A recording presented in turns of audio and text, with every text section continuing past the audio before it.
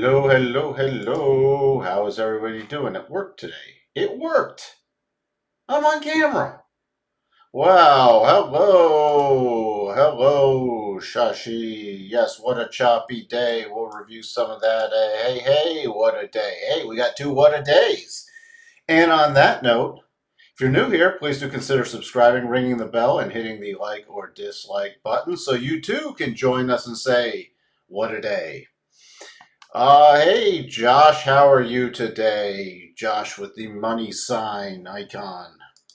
So, it was a very, very choppy day, possible little reversal day. Oh, we have Christoph in the house too. Christoph, welcome. So let's take a look. Yeah, this is the kind of days you get when it's trying to figure out what to do next. Hey Jake, welcome, welcome, welcome. So I'm not going to be able to go as long as yesterday. I have to actually take care of the dogs between the live streams, between this one and the stock that shall not be named. So what do we think? What do we think? Hope everybody avoided getting chopped up. Hello, Sterling. Hello. Glad to have you. I like that. Little H, big ELLO. Hello. So, yeah, this was choppy. As you can see it on the 5 minutes here. Let me take this. I just left these doubles on before because remember yesterday I said I wanted to see if test the low, and it did, right? You know, pretty much when the Asian session opened last night. But this is the chop. And even before Europe, I mean, we just went to US. And, you know, I was watching, when you define a range like this, I start watching for the retest above. For example, this is a concept I've talked about before. This is a concept, applies to everything, but all right. So we have the morning range, the U.S. session open range. Oops, I hope I didn't move it. Oh, no, I want to redo that. Uh, and I start watching for, all right, we broke above it. I put this down for the Nasdaq too on the Discord server. And I wanted to watch for whenever you break above it, unless we get some serious momentum bars and then a pause. But this, all right, retracement was the first thing I'm watching for. I know everybody who's been there. While, you know, I watched for a pullback and then a rotation back up, we pulled back. And you see how this level then became significant. Keep starting to watch the candle bodies because, all right, breakout, failed breakout. Could not really get down, so I start watching to see if we get momentum the other side, but this other side was so far away, and it just chopped back, and look how that became resistance. So there was really, you know, it was a very indecisive day. Michael Jones, that's waiting to NFP to take a direction. Yeah, there'll be stuff waiting on non-farm payrolls. We'll go over some stuff right now, though. So today we had unemployment claims, a little worse than expected. The big thing was ISM missed big. So previous was 69.1. Forecast was 67. It came in at 62. Factory orders is not that big. And then we don't need to go over natural gas. But tomorrow morning we have hourly average earnings, which is part of the whole non-farm payrolls, non-farm employment chain, unemployment rate. So that's coming in right at 8:30 Eastern, 7:30 Central. So do not ignore that. I'd be watching what the markets do for a direction tomorrow, especially with this. Let's just take a look at the bigger picture with the S&P. So still below, again, remember this 4705 area now is pretty significant resistance. But if we can get a move above there, and especially start, we got to that high today, 4715. First little area is at 4705. And again, you start watching, let me bump this up. You start bumping up. I'd really key off this 4708 and then watch that 4715. Actually, that 4708, let me adjust this because this is going to be a very aggressive bullish line in the sand tomorrow, just based off this price action. 4708. I want to adjust that back down. There, what a good guess. All right. So that's going to be my bullish line of sand. We start getting above there. There's some plays, and that could take off. The other thing I am watching, let me just go over the notes. Here's the 10-year. And you can see here, keep an eye on this. I'm watching this 1 hour rotation zone, 128.21.5. Start getting closed above there and the 1 hour rotation zone. And if you're watching on a short term chart like a 5 minute or 15 minute, I really wouldn't watch bonds on less than a 15. They don't move that much unless there's something blowing up or some major thing. But you start getting a break above this and a retest and that level holds, then we could get start to get a little rally in the market. And then on my next level is this 128.27. Okay, because we are in oversold condition. That doesn't mean I need to wait for some confirmation here. This would not just be a blind buy. I don't have an entry signal, but then a little close above today's high is an aggressive buy up to the daily rotation zone, where you definitely have to move up your stop, and in this area for to test this prior major support becoming resistance. I mean, I'm watching for a short-term bounce, and why I'm bringing up the notes, and then we'll go back to the S&P, is because you start getting a bounce in the notes, and we could see equities starting to firm up. Okay, and we start getting a little run above today's high, which was 47.50, so 47.16 area, 47.15.75 was the exact high, but we start getting above there. Sorry. Then I am watching for this little short-term bounce. And why do I really watch for that? So we had this clear path coming down. We found some support. Didn't quite get down to that harmonica, but got down to that 50%. Remember how key that 50% level. So we had a support zone in here yesterday and coming down there and bouncing off there. So that's a great little line in the sand. If you start, you can keep tighter stops, but we start getting back down, especially below about this 46.74.75. You see how it couldn't get a nice 4 hour close below that. 1 hour, you had this little dip below it, but then it tried again and again. You can make your stops down here if you're trying to play this on a longer term, and we do get a bounce. And back to my original thing before I distracted myself. See, here's a 4 hour. We get into this. We have a clear path move. Okay. There's just this minor area here, and which is very minor. You look on the 1 hour even, you see here, look at that. There's not a lot of stopping points. So you can focus on these little stopping points behind it, but other than that, you break above this, I could easily see us going back to this 25% harmonic top of the rotation zone. We get above that. So that's going to be right around 47.36, 47.35. This is going to drop a little overnight, but if it starts rallying, it's going to flatten out pretty quickly. So I'll pay attention to this area, and then above that 47.59 is now has some significance. Maybe, let's see, maybe, yeah, 47.58.50, 47.59. So those are the key areas to the upside. It still has to work off, it's coming out. We had a little mini divergence here. So lower low price action, higher low RSI, finally out of the oversold condition on the daily. The S&P never got oversold though. So now, it's just I mentioned this 46.75 area, essentially. We start breaking back below that tomorrow. Actually I'm updating these, but I'm gonna sort of put a line in the sand there. I'm just gonna make it around 46.76. Again, it's a zone. You start getting below that, and then we retest it and it rolls over again, then that's really not good, because I'll keep an eye on that today's low, just because it's at the 50%, 46.62. We break through there. Really, look, this little prior resistance shelf lines up with the harmonic, so I'm just going to take that off, and we're going to use the harmonic 46.44 area. Then the major line in the sand is about this. We have the 62.5%. I stress that one. 46.28 to 46.25 would be my next key area. Break below that, not good, because then I'm watching a 75% retracement and about 4,600. And we have a trend line in there. So that's the last big line in the sand, because you get below this area and, ooh, Then we're watching for a retest of this low area from the beginning of December. So that should give a pretty good game plan for tomorrow for both sides. I am tilting towards the bullish side, but it has to prove itself. Hello, hello. Oh, that's just reflect. That's probably monitors. I just didn't set up my lighting properly. I was rushed getting this. So it looks sunny over there. No, that's just a reflection off the side of my head.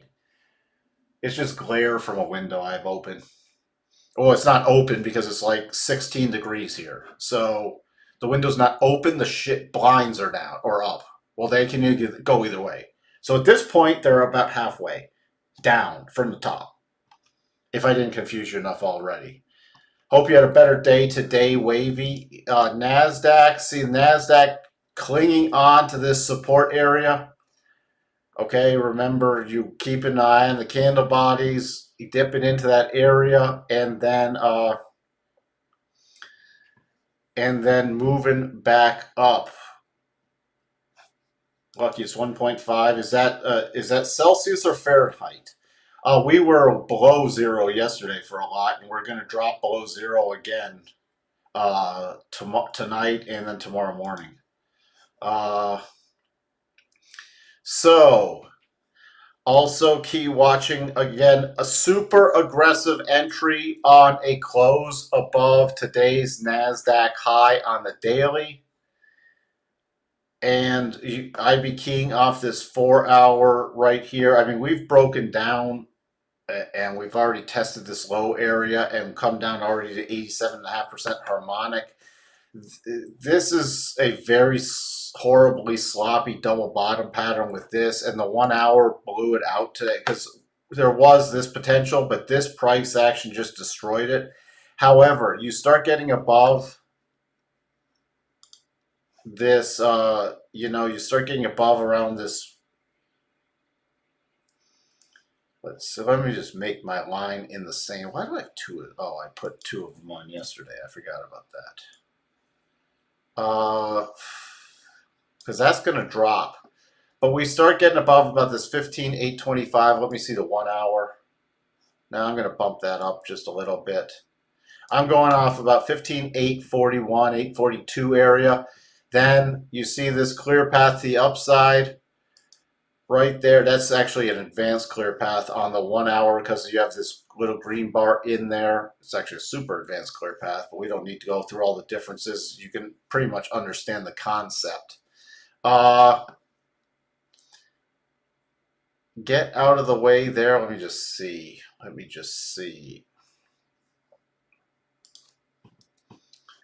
Oh, yeah, I did put that on. Okay. Let's see what we got here. All right, yep, that works nicely. So we start getting above this 15,841, 842 area, and it holds. We're in the 4 hour rotation zone. We also have a clear path move. Definitely 15,933, 934 area, rare way to raise a stop. 974 is definitely another stop increase, or if we start rolling over there because we have this little resistance shelf, take partial profits and raise a stop. The other side, I'd then watch the other side of the 4 hour rotation zone. And then above there, we're going to 16,146 on a super bull, if there was a super bullish day, and that's the first cross the rotation zone. So technically, the Nasdaq's in bearish mode now, but in order to confirm that, I'd need a breakdown below these lows. Now, we could easily rally up here and still roll over, and not necessarily just tomorrow. So I'm prepared, with non-farm payrolls, and if the notes and yields start pulling back in, so notes would start rallying, and yields would start pulling back in, then I'm going to be watching for a rally, but we'll have to reassess if it gets up to the 16,146, but it would be a super aggressive buy. So what I'm saying is, if you start breaking above today's high in these levels, you want some kind of aggressive play, 15,841, 42, you start getting above there, we get a rally on, you start keep moving up your stops. I'd recommend if we're going to try to roll it into a daily play on the close above this, then at least you're taking partial profits by the end of the day wherever it hits resistance, and then keeping a stop at least at break even where you got in intraday. Because that would be trying to roll a intraday play into a daily play. But overall, this is Nasdaq's looking weak. And if it rolls over again, not good. Because it's already a multi-bottom there now. So if we really break down from those levels, and you can see here how we had this harmonic cluster right here, could not close below it, dip a blow, and then react again. Here's your levels for tomorrow to the downside. So I'm just watching this 87.5 harmonic that it couldn't close below today, 15,638. We drop below that. Then we have, let me just get to the bigger chart then, because that's where we need to go now. Then we have this low on December 20th, and we have 15,466 to about 15,493. Major support there. Below that, that would be an because we're then watching about 15,365 to 15,332. But then this trend line, you see how far back this trend line goes? You see this trend line? Okay.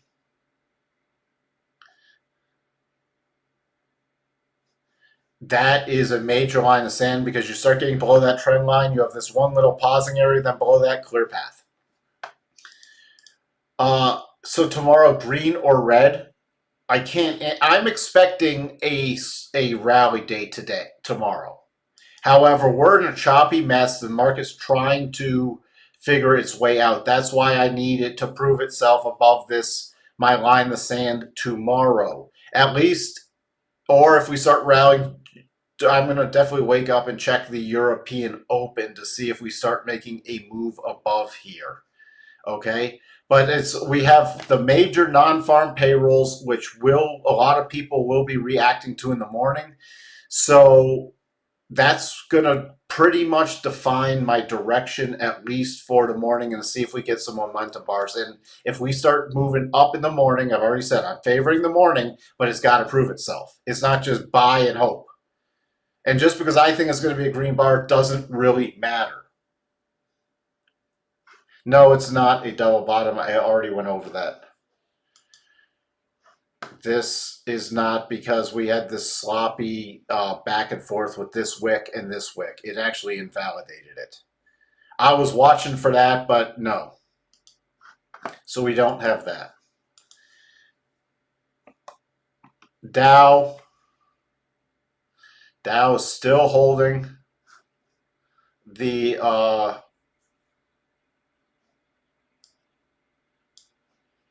just update these levels. Dow's still holding in the rotation zone. Dow's still technically bullish, hanging on. Dow, you see, couldn't get below, close below these lows. Now the Dow does. No, we don't have a double bottom because of this hitch in there. Never mind. Cancel my statement. I thought I saw something that wasn't there. That's why you always got to double check. Always double check.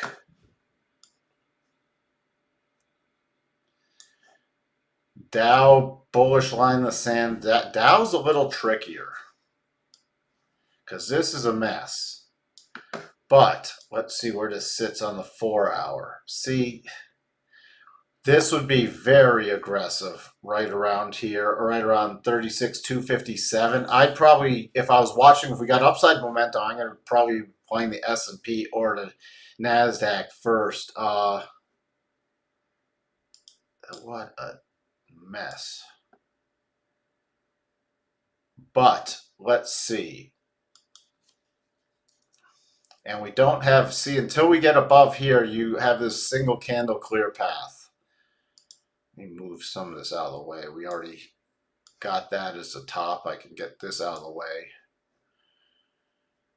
So the Dow,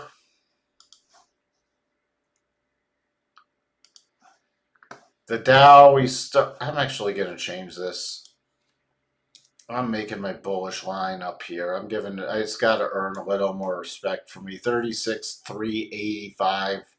area that takes me above the 4-hour rotation zone into this single candle clear path. The target for that is 36,595, and then the next target is 36,760.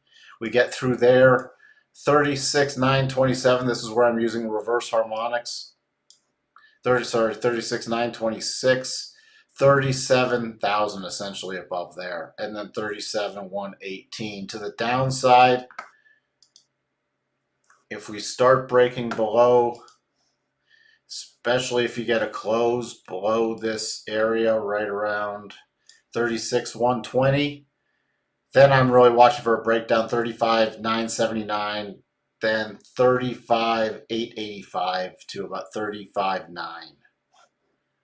So that's it for the Dow. Let's see. Strong job report, which means interest rates hike. That's already getting priced in. It's more if we get a weaker job. See, that's already. I don't know how people are going to react. I'd actually think it's going to be more if we get a weaker job report. Then people start really rallying. But I could see it go either way on any numbers. Dow double top. No, this is not a double top on the daily. So what time would you watch for an intraday play tomorrow if we get above the 815, 841 area? Hold on, I'm going to start watching for that right after non-farm payrolls releases. I'm going to be watching, right at 7:30 my time, 8:30 Eastern. I'm going to be watching to see where we go, and if we break above here, if we get strong momentum bars, I just got to go with it. If we get a pause and then a retest, as long as this level holds with the rotation back up, then I'm going with it. Then that would be, so my key time frame will be even before the open. It will be off non-farm.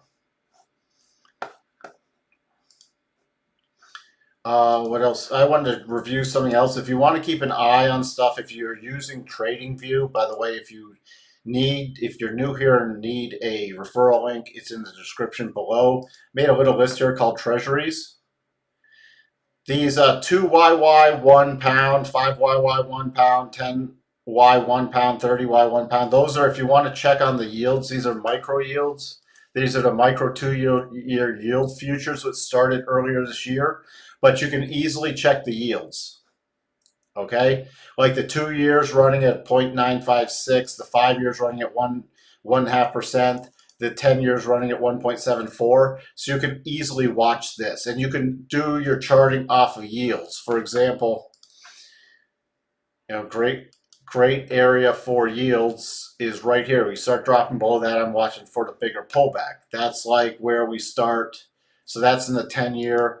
The 2-year, the support's all the way back here, but you see, look at the percentages just on today. Look, the 2 years up 5%, the 5 years up 2%, the 10 years up 1.4. So that you were getting some real steepening in the short term, and it's getting flatter and flatter. Now the 30-year actually is dropping, but the 2, 5, and 10s are starting to flatten out more and more. So keep an eye on that. And then we've been following the 10-year notes, but if you wanted the 2 years, they're right here. And you can start watching also with the 2 years if they have a little bottoming formation. It's going to be critical with the yields right now. So if they start getting something there, then I'm watching for a return to this 108.31 area. So those are something you might want to add to your lists. Other things, got asked about this in Discord today. Yeah, it's still in play. Double bottom. I'm actually looking to add to this tomorrow. Nice little pullback. We got off the pullback to daily rotation zone, and I've talked about this before with double bottoms. I map out my major area I'm looking for support. I look at the candle bodies near the tops between the wick and the candle body near the top, and we got a pullback there and a reversal up. So I am watching for this. And the top of this play for the conservatives is 164.23. And then we have a gap fill after that. So that's a longer term Disney play. Boeing, even with this pullback today, still triggered the double. I'm watching for another rotation back up, but I've added this to a portfolio. So we're going to check on that. Matt says it's going to rally. What's going to rally? It does. It does. We're going to still see. If there wasn't NFP tomorrow, I'd be slightly more bullish, but we'll probably, unless we get a really strong rally in European, and then I'll have to play the open of the early morning U.S. session to figure out what kind of entry there is. Gold, I wanted to touch on that too. Gold, this is a horribly sloppy double top. I'm just watching these targets. It did trigger today and it closed below my 1792. So now I'm watching for a pullback down to the most recent lows in December. I am watching for a bigger pullback now in gold. Silver, closing this last little run up. Okay, this was actually a triple top, but we've already closed back below the 62.5. So I am watching for a pullback to this 2150 area. I would love a close below this 2150 area. I would love that. Boy, because the silver gold ratio is strongly it's way out of whack with silver, but if silver can break this key support and we can even get a pullback to mid 19s or better, even 18, that would be fantastic. I would love that from a longer term trading perspective. Let's just check on the Russell. Russell never triggered the double and pulling back, but the double is still technically in play. This did not invalidate it, but the double was never triggered on a daily basis. Let's see, I'm going to have to wrap this up. What came out on GME? Oh, that means we'll rally the Nasdaq tomorrow, right? Wow. Did something come out? Because I haven't been able to look at the news yet, but GME's up big time. But nothing I'm touching with that. AMC, so all right. Who's trying to juice these things up? The meme stocks. Ugh.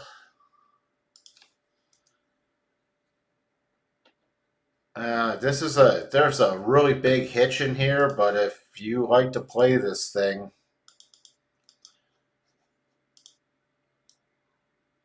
there you go. I think this will trap people, honestly. So we'll see. We will see. Oh, come on. Then they don't have, all right. That's a joke. So all they're now doing NFT and cryptocurrency markets as part of a turnaround plan. What does that have to do with retail selling games?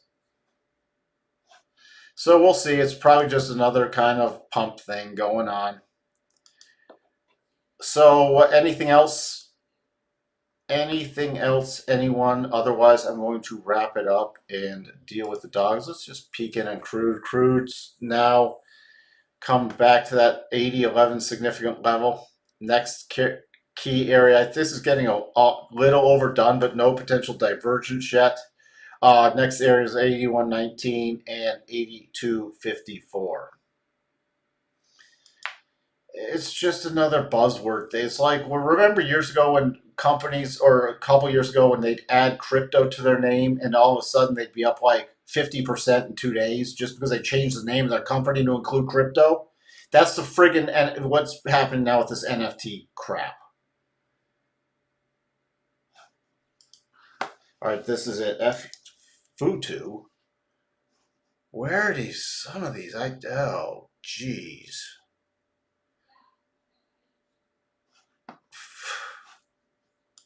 That would be, oh. The only thing here on Futu, I don't know anything about this. Technology services, internet software services.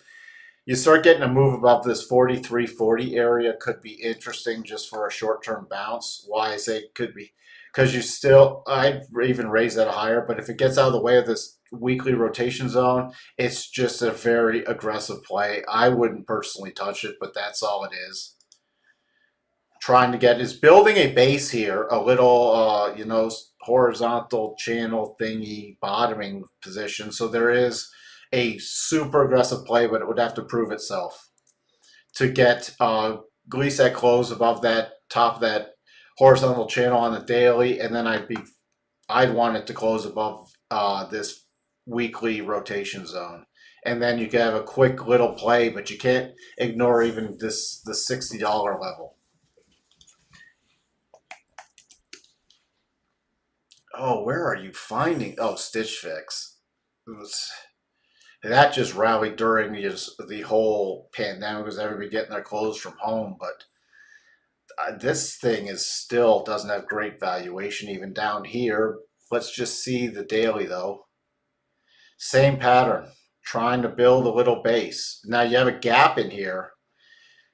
So if you can get something above 2030, 2031, especially on a daily closing basis, it could be an aggressive gap play and up to the 50. You just have to mind the weekly rotation zone, but if you can play it, and so I'd be aggressively moving up stops as it rallied, but I could consider playing for a little quick rally if we get some strength coming in the markets, because you don't want to be fighting these things upstream. You could see a little rally to the 50 with a gap fill, but I'd actually gap fill it to the open based off where the 50 is. With that, yeah, people are trying to pick bottoms for long-term holds. I think this is going to butcher a lot of people. I think we'll have some nice, decent bounces, but it's going to trap people, especially in these weaker stocks. In the weaker stocks, I mean, we might get a short-term little bottom in ARC, but look at your key resistances now. Your key resistance is this 90 area. This 90, even 90, 80, 90, 75. So even on a rally, this is where I'd watch for a rally to return to there and another rollover. All right, I'm going to wrap it up here for now so I can deal with some other stuff today, and I will see everybody on the live stream that shall not be named in a few minutes. Talk to everyone later.